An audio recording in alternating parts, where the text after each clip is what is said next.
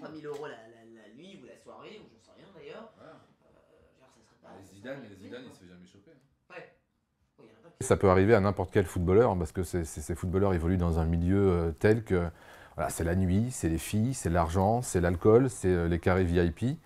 Donc il peut y avoir des dérapages. Alors c'est lui qui prend, c'est lui qui trinque encore une fois. J'ai l'impression que c'est lui qui va être aussi un genre de bouc émissaire de tout le sport business. Ça ne s'arrêtera jamais tant que des sanctions importantes n'auront pas été prises sur les joueurs incriminés et tant que les clubs n'auront pas décidé de sanctionner financièrement, parce que de toute façon ils ne comprennent que ça.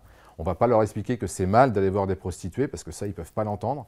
En revanche, si jamais on leur met des grosses sanctions financières, je peux vous garantir que ça va les calmer. Toutes ces affaires sont liées, et vraiment, c'est un cocktail détonnant d'argent, de célébrité, de non-culture, de non-éducation, de non-respect de la femme.